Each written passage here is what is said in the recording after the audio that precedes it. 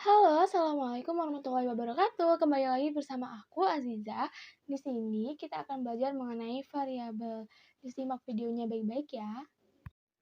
Variabel sendiri merupakan suatu ciri, sifat, karakteristik atau keadaan yang melekat pada beberapa subjek, orang atau barang yang dapat berbeda-beda intensitasnya, banyaknya, atau kategorinya. Contohnya, ketika ada 10 orang, kemudian kita tanya kepada mereka berapa usia mereka, dan mereka menjawab berbeda-beda, maka jawaban dari usia mereka itu adalah variabel. Misal, 5 orang menjawab usianya 10 tahun, dan 5 orang lagi menjawab usianya 12 tahun. Maka, 10 tahun dan 12 tahun merupakan variabel. Selanjutnya ada hubungan antar variabel. Yang pertama adalah simetri atau non-kausalitas. Terdapat hubungan antar variabel dan bersifat tidak ada yang saling mempengaruhi. Contohnya, bunyi burung hantu dengan kematian. Bunyi burung hantu tidak mempengaruhi dan tidak berhubungan dengan kematian. Yang kedua ada kupu-kupu yang datang ke rumah dengan kedatangan tamu. Kupu-kupu yang datang ke rumah tidak ada hubungannya atau tidak ada kaitannya dengan kedatangan tamu. Yang kedua ada asimetri atau kausalitas, yakni hubungan antar variabel yang terjadi bersifat satu mempengaruhi dan lainnya dipengaruhi. Contohnya, metode mengajar dengan hasil belajar. Metode mengajar mempengaruhi hasil belajar. Yang ketiga ada resiprok timbal balik atau kausalitas bolak-balik, yakni hubungan antar variabel yang terjadi bersifat saling mempengaruhi. Contohnya di sini ada kebiasaan belajar dengan prestasi belajar.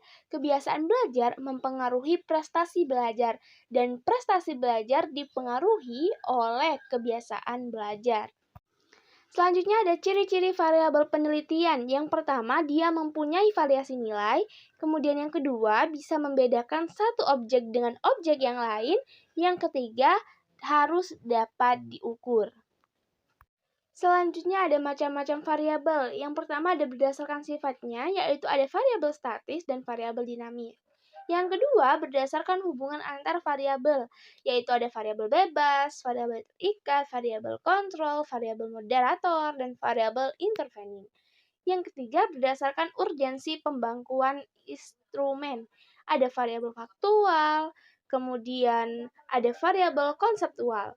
Dan yang keempat ada berdasarkan tipe skala pengukuran. Ada variabel nominal, variabel ordinal, variabel interval, dan variabel rasio. Dan yang terakhir berdasarkan penampilan waktu pengukuran. Ada variabel maksimalis dan variabel tipikalis. Mengenai variabel independen atau variabel bebas, yakni adalah variabel yang mempengaruhi variabel lain atau menjadi sebab atau berubahnya suatu variabel lain. Variabel bebas merupakan variabel yang faktornya diukur, dimanipulasi, atau dipilih oleh peneliti untuk menentukan hubungannya dengan suatu gejala yang diobservasi. Contohnya, model pembelajaran adalah variabel bebas yang dapat dilihat pengaruhnya terhadap prestasi belajar. Variabel dependen atau tergantung, yaitu variabel yang dipengaruhi atau menjadi akibat karena adanya variabel bebas.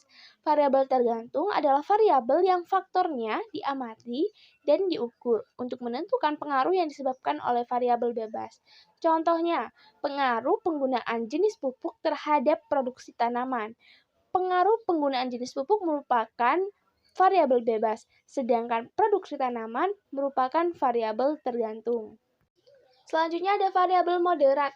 Variabel moderat merupakan variabel yang memperkuat atau memperlemah variabel bebas terhadap variabel terikat. Faktornya sendiri diperhitungkan atau dianalisis, dimanipulasi, atau dipilih oleh peneliti untuk mengetahui apakah variabel tersebut mengubah hubungan antara variabel bebas dan variabel tergantung. Contohnya, pengaruh model pembelajaran pada kemampuan akademik berbeda terhadap kemampuan berpikir kreatif siswa SMA di Kota Kupang. Model pembelajaran sebagai variabel bebas, kemudian kemampuan berpikir kreatif sebagai variabel terikat, dan kemampuan akademik sebagai variabel moderat. Selanjutnya variabel kontrol. Variabel kontrol merupakan variabel yang faktornya dikontrol oleh peneliti untuk menetralisi pengaruhnya. Variabel yang dikendalikan atau dibuat konstan agar tidak berefek pada gejala yang sedang diteliti. Contohnya, Pengaruh metode mengajar pada mata pelajaran biologi terhadap prestasi belajar. Metode belajar adalah variabel bebas, prestasi belajar adalah variabel terikat, dan mata pelajaran biologi adalah variabel kontrol. Selanjutnya ada variabel intervening atau pengganggu atau antara. Variabel ini secara teoritis mempengaruhi hubungan antara variabel bebas terhadap variabel terikat, menjadi hubungan tidak langsung dan tidak diamati dan diukur. Variabel pengganggu bersifat hipotetikal, artinya secara konkret pengaruhnya tidak kelihatan, tetapi secara teoritis dapat mempengaruhi hubungan antara variabel bebas dan tergantung yang sedang diteliti. Menyusun definisi operasional variabel. Variabel harus didefinisikan secara operasional agar lebih mudah dicari hubungannya antara satu variabel dengan lainnya dan pengukurannya. Tanpa operasionalisasi variabel, peneliti akan mengalami kesulitan dalam menentukan pengukuran hubungan antar variabel yang masih bersifat konseptual. Manfaat dari operasionalisasi variabel sendiri diantaranya ada untuk mengidentifikasi kriteria yang dapat diobservasi yang sedang didefinisikan. Kemudian untuk menunjukkan bahwa suatu konsep atau objek mungkin mempunyai lebih dari satu definisi operasional.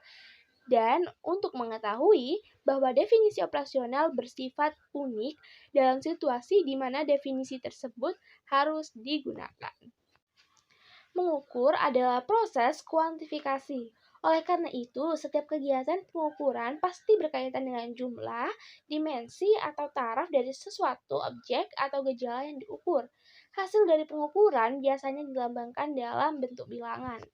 Prosedur pengukuran variabel dimulai dari pembuatan definisi operasional konsep variabel. Definisi operasional meletakkan arti pada suatu konsep variabel dengan cara menetapkan tindakan-tindakan yang perlu untuk mengukur konsep variabel tersebut. Atau dengan ungkapan lain, definisi operasional merupakan spesifikasi kegiatan peneliti. Dalam suatu penelitian pasti ada indikator. Menurut Wilson, indikator adalah ukuran tidak langsung dari suatu kejadian atau kondisi. Sedangkan menurut Green, variabel yang mengindikasikan atau memberi petunjuk suatu keadaan sehingga dapat digunakan untuk pengukur suatu perubahan. Terima kasih sudah menyimak video kali ini. Semoga bisa menjadi ilmu baru dan pelajaran baru. Semoga bermanfaat. Sampai jumpa di video selanjutnya. Assalamualaikum warahmatullahi wabarakatuh.